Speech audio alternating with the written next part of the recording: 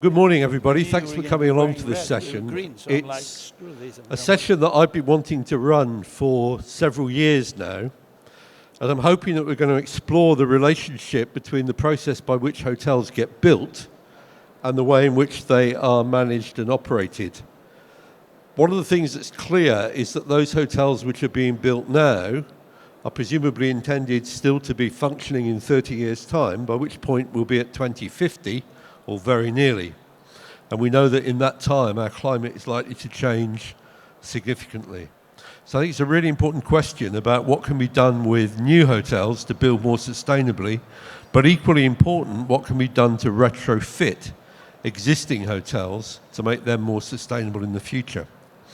But I'm very aware that one of the challenges for people who are not in the hotel industry is to understand what the relationships are between these different models of management. So I'm going to start by asking Alan, who's the Chief Hospitality Officer and CEO of BC Hospitality, how his business model works in terms of ownership and management and building. So Alan, over to you. Well, thank you very much, and thank you for the invitation to be here. Our model is very simple. We operate and sometimes own hotels, and then we franchise the brand. In our case, we operate and own the operation of a Marriott, an AC by Marriott, and a Crowne Plaza, and we have a Hilton under construction. Alan, I think one of the misunderstandings people have is that they see a company like yours and they assume you own a lot of hotels. How many hotels do you actually own? Well, we only have 4 at the moment. So and how many use your name? Pardon? How many of the hotels use your name? None. None. So you just own the 4 and you don't have yours franchised or branded with your own company name on them? No, none at all. In fact, our company is very little known because all our customer fronts are franchised businesses. With local identities, as it were? Well, you could say, because you always try and get the international hotel to fit into the local community. But at the end of the day, people will always associate a Marriott with being an American hotel. Thanks, Alan. So, Dimitri, if we come to you, you're Managing Director of EMEA and Wyndham Hotels and Resorts. How does your business model work? Okay, good morning. Kalimera, everyone. I'm not going to do it in Greek, so I'm going to stick to English. I guess most of you do speak Greek, but I guess English is a better choice. So, Wyndham Hotels and Resorts is the world's biggest franchisor of hotels. We've got 9,250 properties, and if everything goes well this week, probably we're going to add another 50. We've been growing crazy the last 12 years that we've been in operation. And interesting question, out of the 9,250, we actually own 2. So we are a franchise model. That's what we do. We've got 20 brands, and we go from economy to upper mid-scale and mid-scale. And we just don't own the hotels. We just franchise them. So we've got people who are multi-hotel owners that they choose one of our brands. We've got independent owners who choose one of our brands. But in reality, can we influence what these owners are doing? Not really. It's, as I said, we are a franchise giant and powerhouse. But from an ownership perspective, we actually own 2 out of the 9,000, so many. So it's quite an interesting model. Is it possible for you to mention some of the brands which are within your group? Yeah. We've got Wyndham Grand, we've got Ramada, we've got Days Inn and Super 8 in the economy scale. We've got Dolce, which is our MICE business. We've got Microtel, we've got Wingate by Wyndham in the US. In Europe, Middle East and Africa, which is my region, we've got about 12 out of the 20 brands. And we're a company that we grow by acquisition. So out of the 20 brands that we actually own, we acquired 18 of those. So we buy brands and we grow. We grow organically, but we actually buy a lot of the brands that we operate at the moment. And do you ever build hotels? Sorry? Do you ever build hotels? No. We've never built one hotel in our lives. But probably that's a wrong statement. We probably have built a couple, probably the ones that we own, the 2. But other people do that for us, and we focus in franchise because that's what we're good at. There's no point of us trying to be jack of all trades and master of none. We're good in franchising. This is what we know. This is what we do well, and this is where the business model is. And Alan, have you had any experience of building hotels as a group? Oh yes, we've actually built all of them except the Marriott, which we acquired from scratch. So yeah. Madhu, could you just tell us something about the ITP members in general in terms of the management structures? Well, it's a mixed management structure. We've got 16 members that represent about 25% of the industry, and we find most of the large brands have the structure that Wyndham has. Very few actually own their hotels. We do have some of the smaller brands that sometimes own their hotels, and we have some brands that own and manage hotels. It's different brand by brand, and that kind of tells you how fragmented the industry is and how complex it is. Eric, you're sitting there from Green View, and you're familiar with a lot of what the hotels are doing. How do you see the management structures from your perspective, from just outside the mainstream of the industry, as it were? Good morning, or good afternoon, everyone.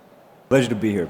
I think the topic, as you mentioned, you've been wanting to speak about for 7 years or so. This is exactly the heart of the issue of moving forward in sustainability right now. Management structure is exactly what we heard.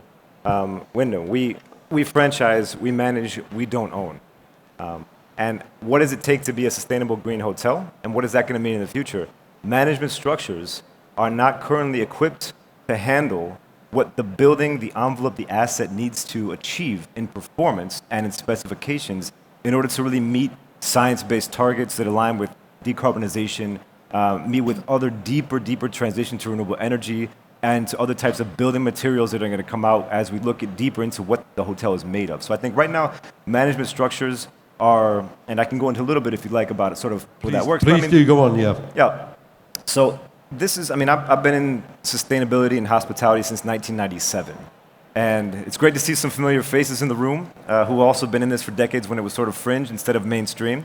But it was only in 2015 that I really understood when some of the management companies came to me and said, yes, we're having problems engaging our owners in sustainability. We're building a lot more hotels in Asia, which is where the major of the growth is, and the profile of the owner is not used to talking sustainability.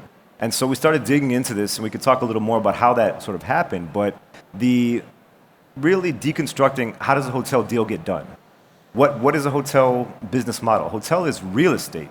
It's an asset, and real estate appreciates over time. And to build a hotel, to manage an asset like that, takes a lot of work. And if you're bogged down with that building, that asset, as part of your capital structure, as part of your operating model, your cash flows, then it's tough to keep growing and growing the other parts of the business, such as revenue distribution, such as management fees, and some other things. And so the way the industry, the mainstream industry works is there is a business case. Is there a need to build a hotel here, to convert this building into a hotel, or to acquire and renovate the hotel? Somebody who has the money is going to make that decision. Then if it's, let's say it's building, okay, what type of a hotel is it? Then comes in your architect, your feasibility, saying, okay, there's a market for 300 rooms. If you put this segment 4-star, you can get $300 a night. Here's the occupancies, and here's the financial business case.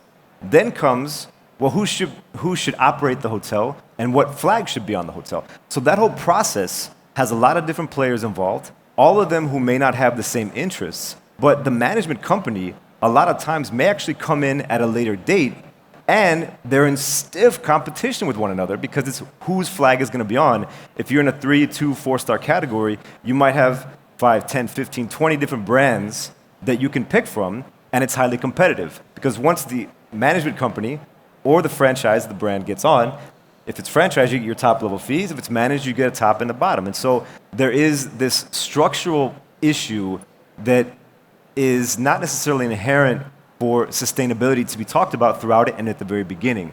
And that's really where I see management structures right now, is needing to infiltrate that whole value chain from is there a business case for hotel to the hotel is operating so that everybody's talking sustainability from the beginning. I'm going to come back in a second to Alan and Dimitri on that point, but you said something you said many things that were very interesting then, but one of them was that a hotel should be an asset that increases in value over time. Now, the question I'd like to ask is, a hotel which is built on unsustainable principles, is that going to continue to increase in value over time if it wasn't built in such a way that it can be operated at lower cost on issues like water, carbon, and so on? Because it seems to me there's a conflict there. Unfortunately, I mean, that's the problem, right? Somebody says, I'm going to build this hotel, and I'm going to sell it in 5 years because the asset value is going to increase. If that hotel is underperforming because it wasn't, properly structured, the equipment, whatever other guest room amenities or service is not there, some other hotel investor is going to look at it and say, this hotel is underperforming, but it's in a great location, it's got a great structure, let's go and buy it, invest some more money into it, renovate it, maybe rebrand it, reflag it, and then we're going to be able to increase the value of it. So in some cases, in the past, especially the last decade, there actually been seeking of underperforming assets as a strategy of hotel owners. Do you want to comment on that, Alan, first, maybe? Yes, I mean there was a lot of points in there. We take the last one first. We are actually one of those companies that do pick up underperforming assets to increase and improve their performance, and even rebranding, as we've done a number of times. But I think actually there is if we sort of look at the core of the question for the session here, the challenge of building sustainable hotels, I think really the main issue that I perceive is that there has been a lack of focus on this issue from everybody up to recently, and but I think also that we're at a crossroads now where if we don't do something about it, it's going to be done for us, because I think various companies are going to regulate us to do it, because our environmental impact from tourism is growing so rapidly in all sectors. And the construction and operation of hospitality properties is one of the most dominant factor in that game. So I think it's a given. But I also think that the brands as a whole, they possess a lot more power than they let us believe at this point in time, because they regulate everything else. They regulate the size of hand soap in the bathrooms. They regulate the amount of layers of toilet paper.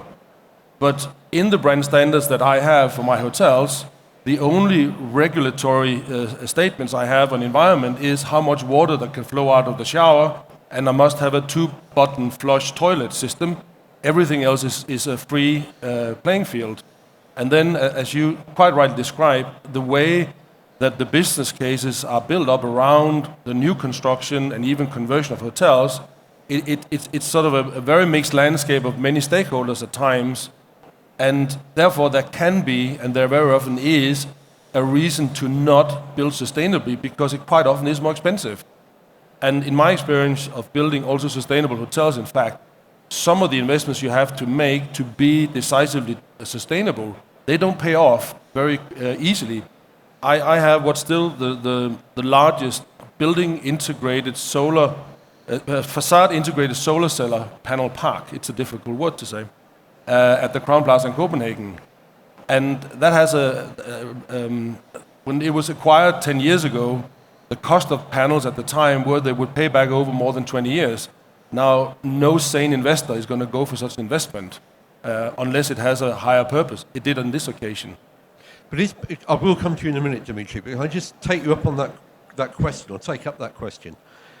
Is the problem then that the owner who gets somebody to build a hotel for them, planning to sell it in 5 years, has no particular interest in the long-term sustainability because they won't be operating that hotel in 10 or 15 years? Is that part of what the problem is? No, I actually don't believe so, because what we've seen, not anymore, it might have been, but we've actually sold some of our properties, and only about 3 weeks ago, we sold the property where the Crown Plaza sits in, but retained operations.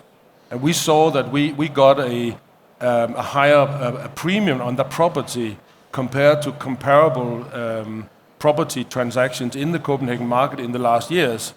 And even the buyers even said to us, they placed a premium on the fact that the entire property, it's a mixed-use property, it has some office lettings and stuff as well. They placed a premium on the fact that it was decisively constructed to be a sustainable property when it was built. But you know what I'm going to ask you, don't you? Is that just the Scandinavia effect, or would that happen globally? Yeah, good question. I don't know, to be honest. My observation and perception is that it's rapidly growing. Yes, there is a widespread... Across the world, sorry. Yeah, Exactly. exactly. Across the world, yeah. Yeah, there is a widespread perception that Scandinavia is far ahead. I don't think we are anymore. I see a lot of countries and I also see a lot of cities doing a lot of great work and therefore rapidly catching up. We had the C40 Mayor Summit in Copenhagen a couple of weeks ago, and that, I don't know if you know the organization, but it's all the big capital cities and big cities in the world that work with sustainability. They've joined forces to share knowledge and information. And it was really, really impressive, the amount of work that's being done in cities, in countries that you just never hear of. Dimitri, what's your take on this? I've got to defend the brands to start with because I represent the brands. So I think it's an interesting concept. We have to distinguish between existing buildings and new build. Yeah.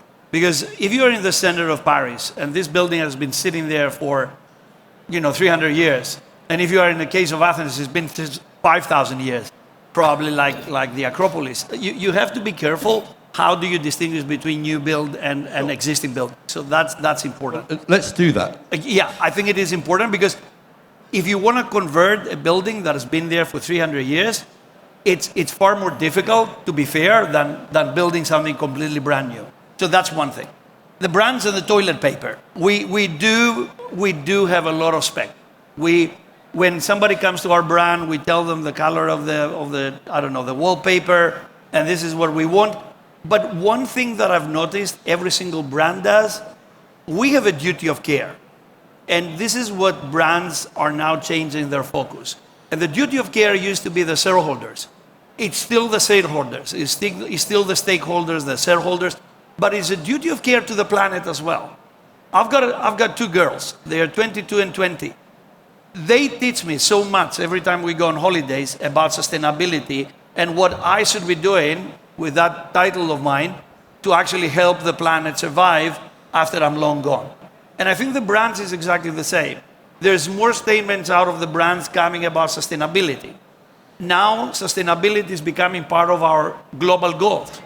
Our CEO and our board is talking about what Wyndham is going to do together with the owners and our franchisees to make and leave a better planet to the next generation. To your point, to Alan's point, that wasn't the case 10 years ago. But what has changed? I think what has changed is the focus. I think technology has changed things. It made those solar panels far more accessible and cheaper to work on. I think people like Eric and his organization and how they keep on reminding us that we've got a duty of care, as I said, not just to the shareholders, but to the planet. I think what we're doing at ITP, all of us, both Alan and I, we share a position at the board.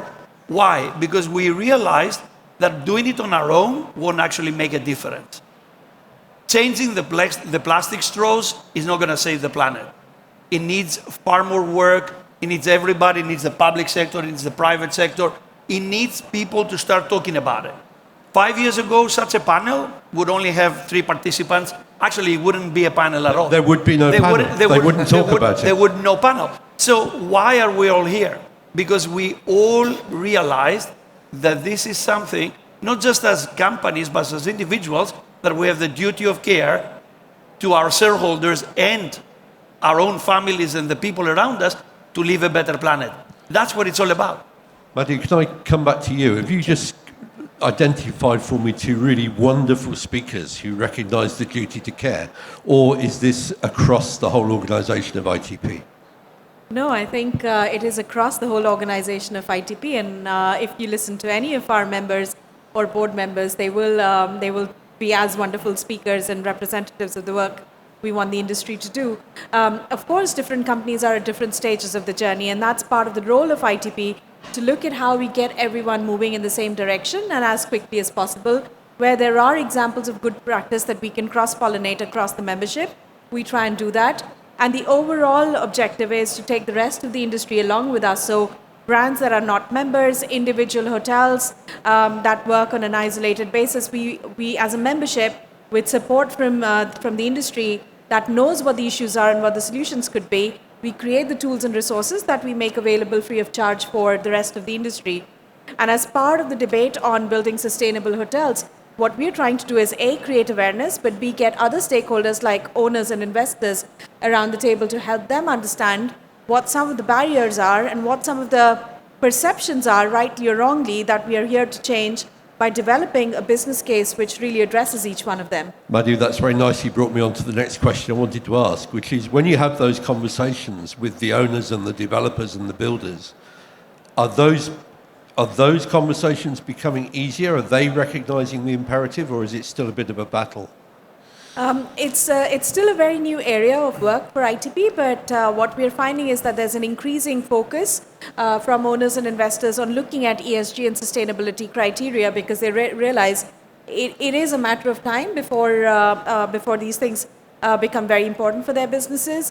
They are also finding that there are lots of development finance institutions that are offering incentives to look at, through green bond and green funding mechanisms that are very important for them to engage with.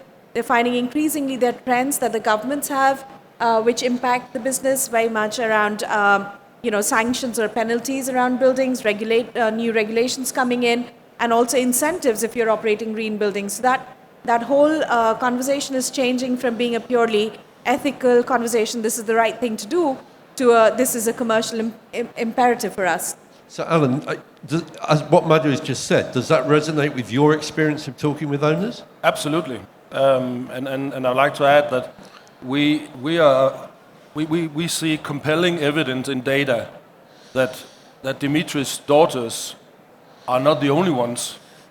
That generation is exceptionally well versed in sustainability, and they also prioritize sustainability when they make their decisions to buy, and that includes tourism.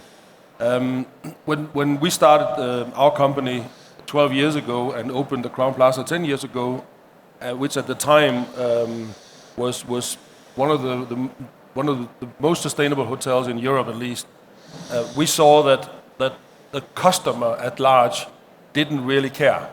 I mean, it meant nothing or very little.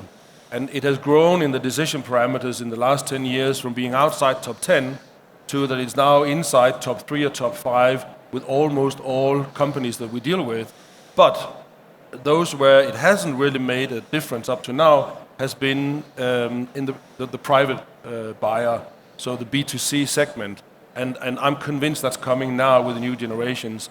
They are going to, I'm convinced they're going to make their tourism buying decisions based on tourism as being a top 3. I don't think ever location and price will go out of top 3, by the way. So do you think we're now in a situation where your company wouldn't buy a hotel that wasn't built sustainably? No, no, definitely not. We would still do that, but we would, and we have done, but we would then try and find ways of improving its environmental profile and impact.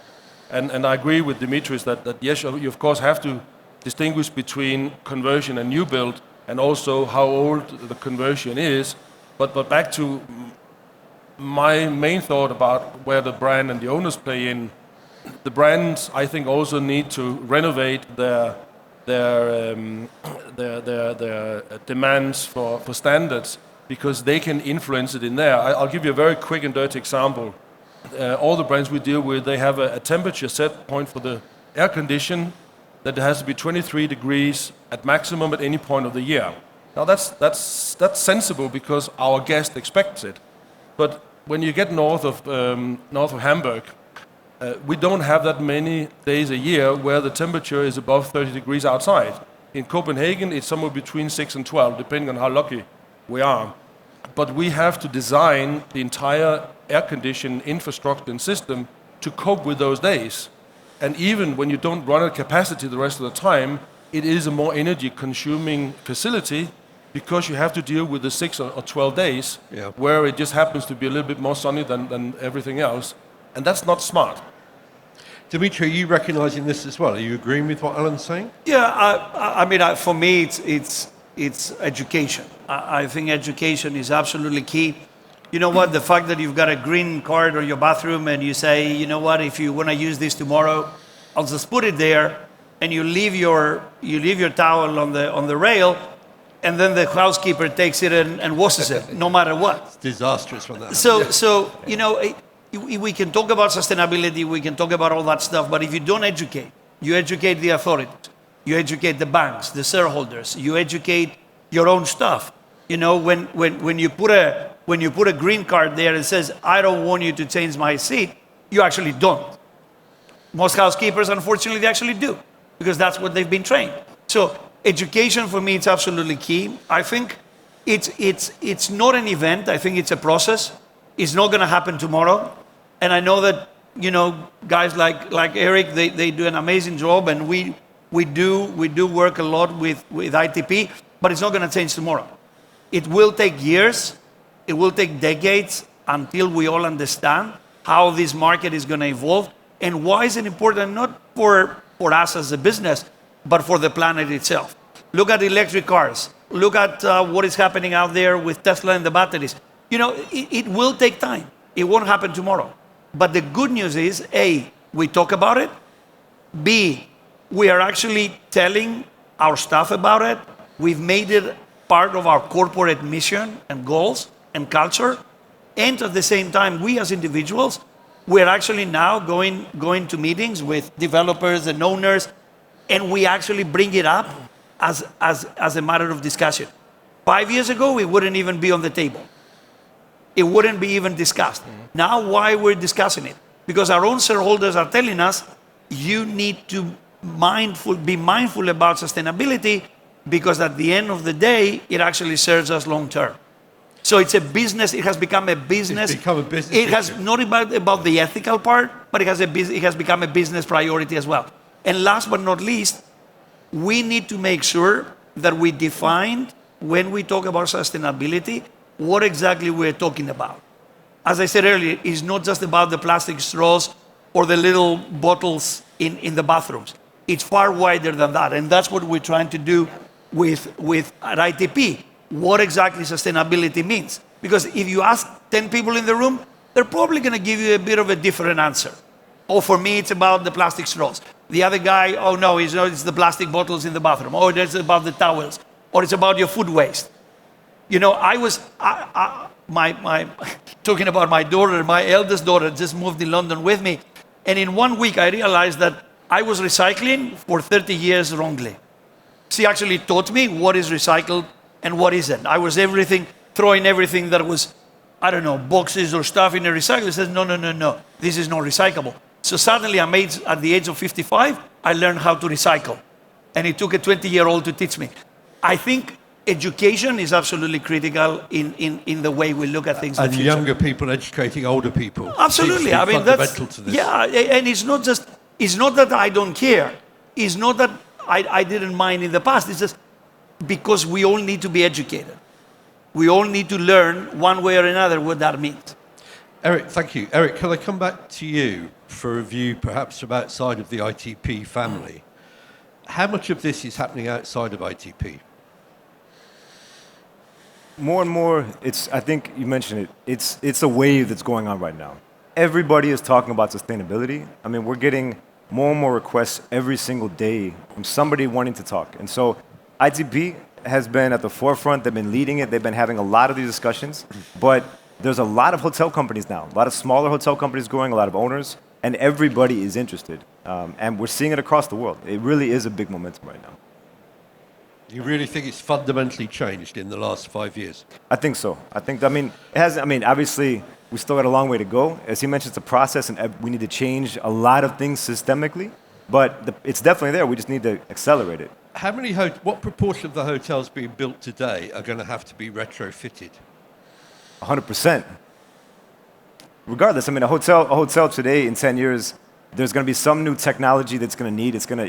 We need the iPod dock. We need the shower head curtain to go like this. We need a better breakfast. There's always going to be renovation in hotels going on, and that's the premise of it. The problem is the base envelope, right? Where is the hotel facing? Is it facing the sun directly, or is it tilted a little bit? Are they building a big atrium and a big waterfall? That stuff is really tough to change. And so it's those earlier, bigger pieces that'll take a lot longer, the chillers, all the HVAC equipment. Plus, as Madhu mentioned, the financing models. all of those things, if you don't get it right now, we're missing a big opportunity. 10 years ago, I was at a hotel investment conference in South Africa. I won't mention the brand. But the lights were on inside the conference room, like this, and outside, middle of the day, bright sunny day, and all the lights were on outside. So people said to me, could you please go and find the manager and ask why this is the case? It turned out that they're all on the same switching circuit. If the lights were going to be on inside the building, they had to be on outside. Now, those things are actually quite expensive to retrofit, aren't they? Because you've got to put in a whole new switching system. Are they still building hotels like that? So, how many hotels are in the world? Anybody know? How many hotels are in the world? It's tough. So it's tough to even figure out how many hotels are out there, how many being built. But we know there's a lot of hotels being built in China that we know nothing about right now. There's a lot. Who's the architect? Who's the designer? Who the owner? Who the operator? A lot going on. So it's tough to say what everybody's doing, but certain things do become best practice. So in the industry. market's moving Yeah, in market's terms of moving, the yeah. investment. Market's definitely moving. Yeah. Madhu, I'm going to come to your presentation in a moment, but I just wanted to say that I wrote the foreword to Siting and Design Guides for Hotels, which was published by ITP 10 years ago. It was a remarkable piece of work at the time, and it was a good piece of work, there's no question about that, but it didn't catch the moment, I don't think. Yeah. Do you want to come and tell us about what you're going to do and how we should be more optimistic? This is a preview of a document which is going to be launched at somebody else's event. I'll forgive you for that, Madhu, but this is, I have to say, this is only a preview. It is not the launch. Absolutely. Madhu, do you want to come and talk about it? Sure. You can do it from there if you like. I can bring you the... Yeah, I'm happy to do it here. Start by setting the context of the environment that we all live in, and I won't dwell into it. But we are seeing the impacts of climate change all around us. In all the newspaper articles we read, the temperatures. I mean, I still have dahlias in my garden, it's November, and I still, looking at the flowers, that it's the impact of global warming around us. And it is because of the rising carbon emissions that we have. I mean, as a generation, we are using about 1.7 times our natural share of resources, the equivalent of 1.7 planets of resources every year, and that is not sustainable. So the hotel industry came together many years ago under ITP. We currently have 16 hotel companies as members that represent, somebody asked how many hotels we have, 4.5 million rooms across the industry. That's 25% of the industry that's represented by the membership. Looking at what could we do to take action on the climate and the environment, as well as on other areas of focus which are around human rights and youth employment. And carbon and water stewardship are two of our core focus areas that we have. ITP itself brings together not just the membership, we of course convene the industry. We look at creating practical action on some of the key issues that we have. As an industry, build a movement by involving the rest of the industry that is not part of the membership, but also look at partnering with international institutions, the UN Environment, World Bank, investors, etc., to create a movement that goes beyond the industry itself.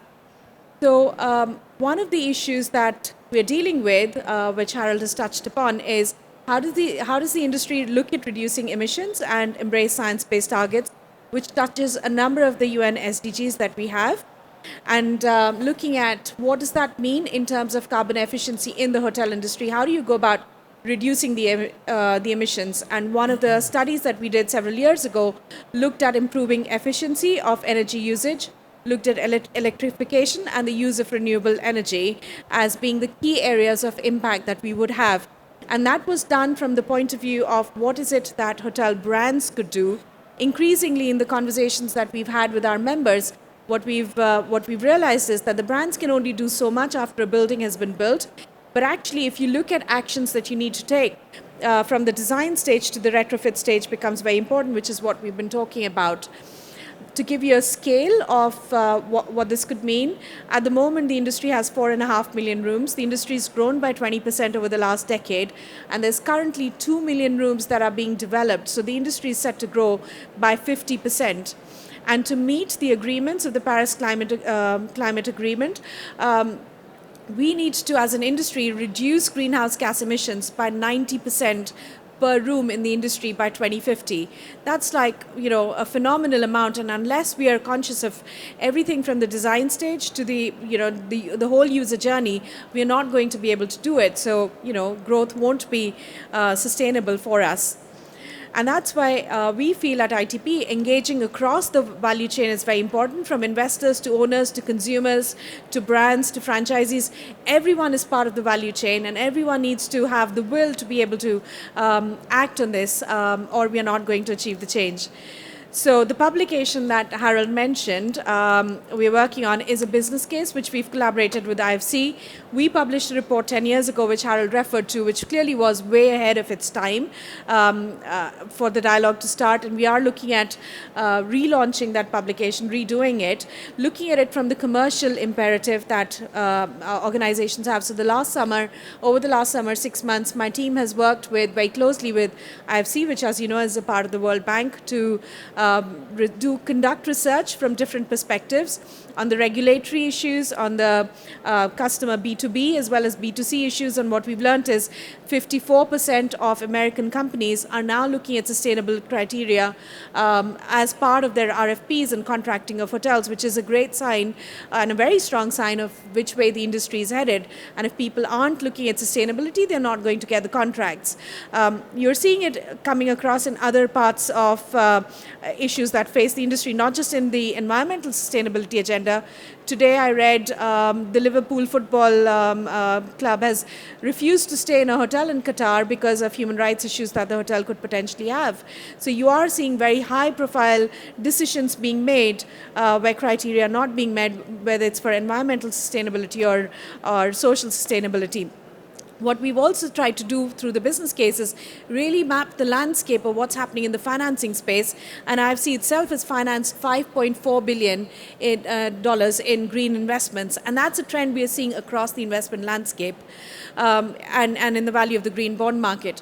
What our research also said is one of the barriers in the conversations that hotels have with owners and operators is the payback period, because people can see that it's a long-term issue. Yes, of course, there is a payback period, but they're worried about how quickly they can get their money back if they are looking at selling the asset.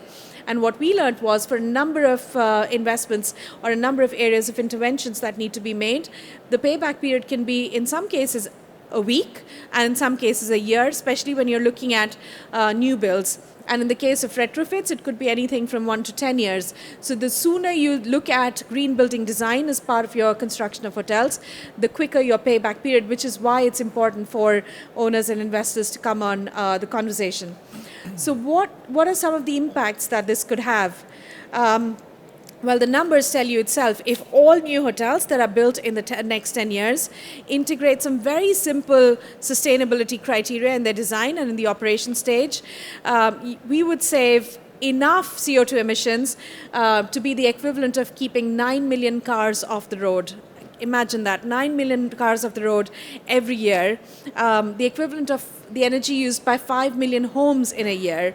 And that's quite a significant and a powerful impact. If the industry comes together across all parts of the value chain, that's the impact we could have as an industry, which brands operating alone would achieve much less of it. So, the business case, which we will launch end of 2020, and we are doing a preview of, I would encourage all of you to go on our website and download it when it's published. It will be free to download, but it has some very clear recommendations for investors, owners and developers, as well as operators, things that they could be doing. And it will also have some examples of good practice and how some hotels from within our membership, as well as from outside our membership, have incorporated these criteria and what are some of the impacts that they've had. So I'll pause there and take any questions. But Madhu, thank you very much for the preview. Next year, I hope at WTM you'll come along and talk to us about the report itself, because I'm sure it will be out by this time next year. Absolutely. It'll be out in the next 6 to 8 weeks. Jeremy, if you're here, just make a note of the fact that Madhu committed that she would come back next year and talk about it. I will, Harold. Alan and I were on the board. We'll make sure that you do. Thank you very much, gentlemen. I appreciate that. And Eric, I hope you'll continue to be a critical friend.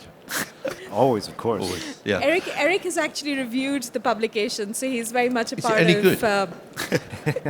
Go on, tell us. Yes, of course. I've only read part of it, but yes. Good. I want to ask one question, then I'm going to come to the floor for questions.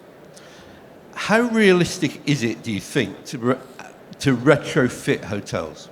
So it seems to me some of the things you might want to do, like, for example, grey water systems in hotels, if they're not built in at the beginning, and it's the same with external heat source pumps, however they work, if they're not built in at the beginning, they're really difficult to retrofit, or have I got that wrong? Well, you're looking at me, so I don't know. You first. Yeah, go first. I just wanna make sure, and I think that Alan alluded to it. I just wanna make sure that you guys understand what our business is all about. None of our, and it's not just about Wyndham. I think it's about every single person who is involved in hospitality. Nobody wakes up in the morning and says, "Oh, this is a great opportunity. I'm gonna screw up the planet today," right? I just wanna make sure that everybody understands that. We're not in the business of destroying the planet or whatever. I think as a hospitality industry, we are more conscious and cautious about our impact because we're going to have 2 billion people eventually, based on what the World Travel Tourism Council is saying, we're going to have 2 billion people traveling in the next 2 or 3 years. I mean, that's an amazing number, 2 billion people traveling and looking for experiences, right? I mean, that's what, if you ask the average bloke who is traveling, he said, "Oh, I'm looking for experiences." You cannot have an experience if you are in a room that is like a frying pan. It's not going to happen. So I want to make sure that I make that statement. Hospitality industry cares and cares about not just us as a business, but we do care, and I said it again, about the planet. So how difficult is it though? And you know what? It's not easy. I don't know how difficult it is, but I can tell you it's not easy. Because these buildings have been standing there for years. They have asbestos, they have all sorts of things that they're not good for today's world. As Eric said, the map of what is happening in the hospitality industry is not even there yet. You've got a little island in, I don't know, somewhere, and the guy's building a hotel and he's throwing all his sewage into the sea. It's uncharted waters. So the brands are taking taking lessons and making sure that we've got everything, working with ITP, and we're making a difference. But again, how can you control the guy in the middle of nowhere that does whatever he wants?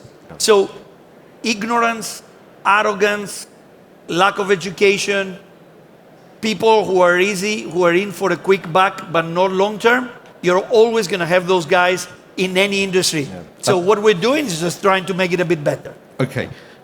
I'm going to come to you in a second, Alan, but Dimitri, you hinted, I think, in what you just said, that perhaps more regulation from government was going to be necessary in order to level up the industry. I don't know. I work for the private sector, and every time the government regulation comes in play, we all get blisters. I think it's self-regulation.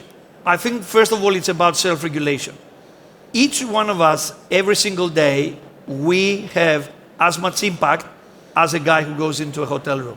By our behaviors, the things that we throw down on the street, instead of recycling them, by everything that we do, the fact that we leave the door open and we leave the lights open all the time.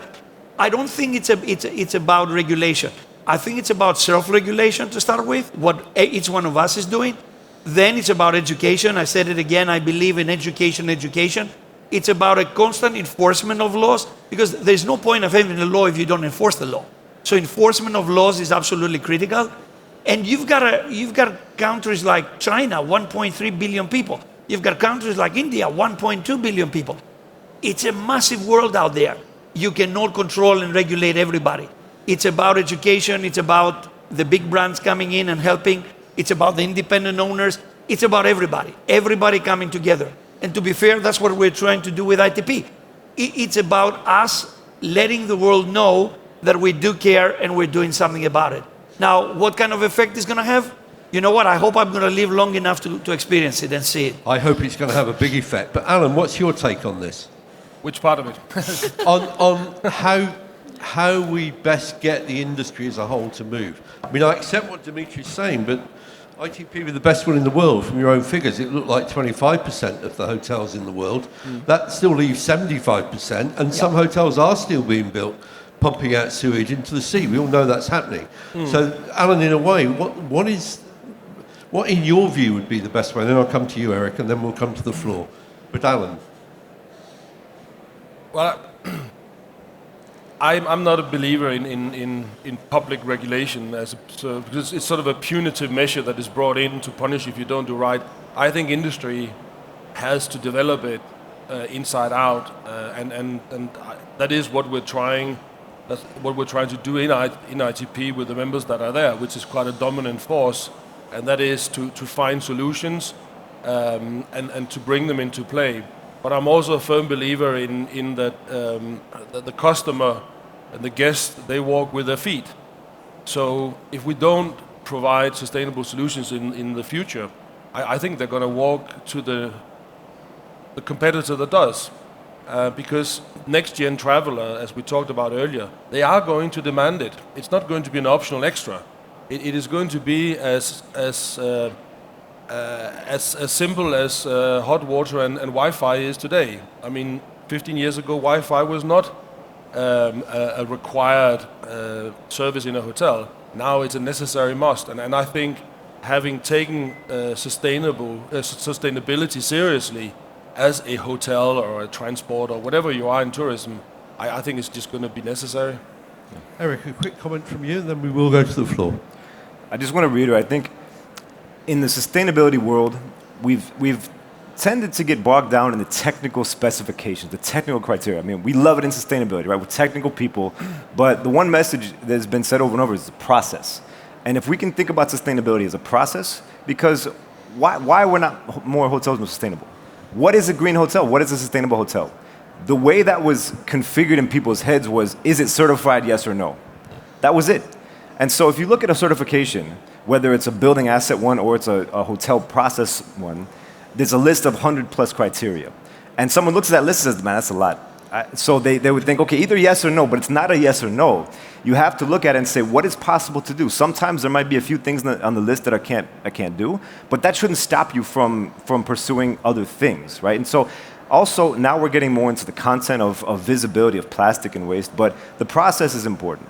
And I think that, I mean, that's one of the things we saw was if you're not asking about sustainability throughout the process and think about it that way, and you're only going into technical specifications of brand standards. One of the things we said actually for our operators is, put in your technical services agreement. Okay, you can't specify certain building specifications because you're going to lose a deal, but at least specify that they will hire an environmental consultant to do modeling of the building's technical specifications and then see how it's resulting. So I think process is important. An example, we work with a hotel owner in the United States, and we did a very simple thing because the owner said, I want to start from the beginning. We interviewed the architect, the landscape architect, the MEP, the structural engineer, the purchasing manager, the interior designer, the management company, and we asked them two basic questions. It's the very beginning of the project. What are you doing about sustainability? What are the sustainability attributes that you can be doing? What are you doing? What could you be doing? And then we compiled that, and we told them. And they had actually never talked to each other. The landscape architect said, we have to remove some trees. Could you repurpose that into design? All these kind of things because you just asked the question. And so if you have mechanisms to invite and get people started in the discussion. We started something called the Hotel Owners for Tomorrow Coalition because we realized you need a bridge for people to start. And we said, look, just do 5 things. This is a coalition we have in Asia. Wyndham actually was one of the biggest proponents of this to get it on board, saying, what do we do? I said 5 things. Talk about sustainability from the beginning. Commit to reviewing projects and renovation of retrofitting. Don't commit to spending, but just commit to reviewing. Monitor and benchmark. Work with the brands on what they have and share your best practice. And we realized that if you can just get the discussion going, then you get more people involved and you become more inclusive about it. So process and keep it going and get everybody in, and then you can move them up. Because if you're never going to get them at the table, then you're going to lose them forever. Thanks very much. Is there anybody got a burning question from the floor? You just say who you are and then ask your question. Thank you. My name's Professor Nayak, Professor for Tourism. And I came here, very frankly, looking for the silver bullet or the green bullet, as it were. And I think something that you mentioned really affected me. You talked about the B2C and the effect on the consumer. I wanted to know if anything is being done to communicate to this consumer. I mean, you spoke a lot about the back end of it. Is anybody telling the consumer, yes, we are doing something, this should be a reason to book our hotel? And in your opinion, what would be the best way? Is it enough to have a green-colored website? Do you need to have an About Us section? How prominently should this information be shown so that you're actually able to show it to them? Actually, you've got a green bullet. I just realized. Okay. Well, I just realized the color of Madhu's. That's a big responsibility, Madhu. Yes, exactly. So, well, in my opinion, I don't think the industry is doing enough about communicating the various initiatives that we see happening around sustainability. I think in all the conversations that I have with people, there is this perception that all you're doing is around towel reuse, but really nothing much is happening. And Harold has been one of those who's really pushed me hard on those conversations very often.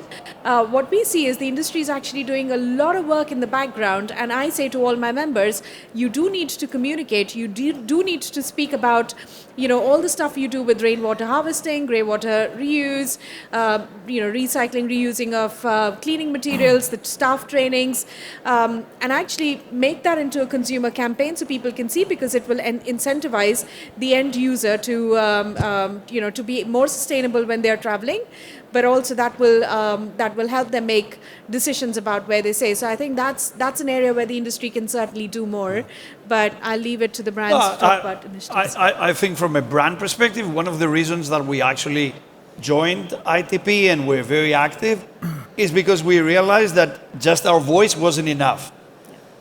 You saw what Arne Sorensen, one of the great leaders of our industry, the effect that his announcement was about the plastic bottles.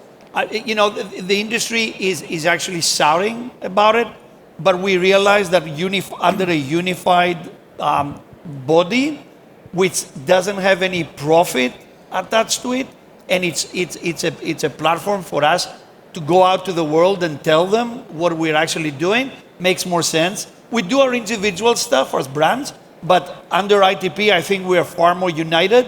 And don't get me wrong, it's not just about sustainability. It's about work. It's about war for talent. It's about labor issues. Yeah. So ITP, if you go to the website, am I doing the sales pitch? Sorry. Somebody needs to do it. Keep going. Keep going. I'm not. He's not paying me for that. So, but I'm really passionate about the work that we do. And please, don't get me wrong when I talk about ITP, because all these brands came together and were unified under one cause: to tell the world why it is important for us to leave a better planet the day after. And as I said, it's not just about sustainability, labor issues, anything you want to talk about. It's part of our priorities. Yeah. And what Dimitri said, and building on what Alan said earlier, the importance of creating solutions inside out, that is what we see in our work. So the industry helps us understand some of the issues. We learn from what they're doing as front runners and some of the solutions, and the tools, resources, and publications that we create are all made available open source, free of charge on our website. So, they're there for people to learn from, whether you're an individual hotel or, an operator, and hopefully with the business case as well, that will be a conversation starter for the rest of the industry to learn from what the front-running brands are doing. Madhu, does that mean that your report, when it's finally launched somewhere else, will be available for free? Yes, absolutely. Because I do think that's one of the reasons the previous one didn't take off, was that ITP tried to sell it. And I think if it's available free, that will help enormously. I'm not sure. I think the previous report was also available for free on the website. Not at the beginning. And that was I think that is really fundamentally important that you're going to do it for free. I think that'll make an enormous difference. Absolutely. And I think we need to mention the work that we've done with the International Bank in terms of the software that they've provided, with this is for free, right? Yes. Do you want to mention that? Because I believe this is a great initiative as well. Well, the Edge software is free to use, which the World Bank IFC provides.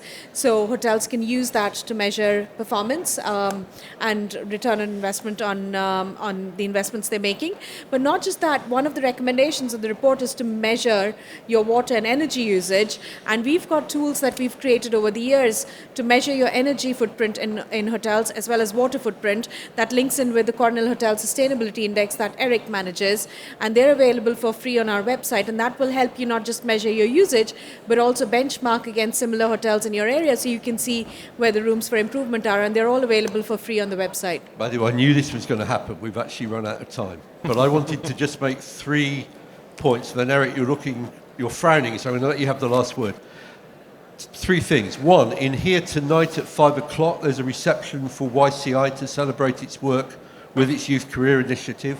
Please do come along to hear those stories. It's been an amazing achievement over the last 10 years, or longer perhaps. Longer than that. Longer than that. Come along tonight and hear about that. There's a session tomorrow morning on water. One of the big changes will come when I can look up somewhere and find out if I'm going to an area that's drought stressed or short of water, I'll go to the hotels which are using the least water per bed night. That will cause a revolution when that occurs, and it won't come sometime in the next 10 years, I would guess. And the third thing, Eric, and I'll let you respond to me on this, I am very dubious about certification precisely because it's got this 100 things. And some of those things are really important and some of them are just nice to have. But there is a panel on certification, which if I remember rightly, Eric, you're on, aren't you, tomorrow? Not this year. Not this year. Not this year. Well, come along and argue from the floor. Okay. But we will be looking at certification as well tomorrow. Eric, do you want to have the last word? Just to respond to your question, I mean, one of the main challenges of certification is it was not tangible in the guest experience. After all, this is travel. What is the green bullet, silver bullet? Next year, the conversation is going to be completely different because travel distribution is getting involved now. We've had talks with Expedia, Booking.com, TripAdvisor. We just launched something with HotelPlaner.com and Meetings.com last week, a preferred green program where you commit to certain practices the guest feels, and we'll also offset carbon emissions in Indonesian rainforest conservation.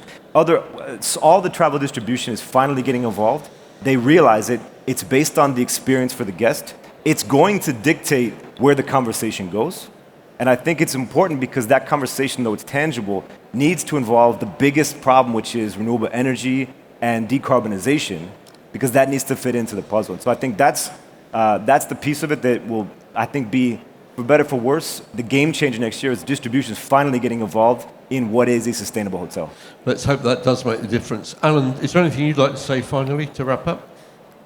Well, I just think it's great that we actually can have this conversation now, because only a few years ago it wasn't on the agenda, but now it is, and I'm just so convinced that it's necessary to change. Dimitri?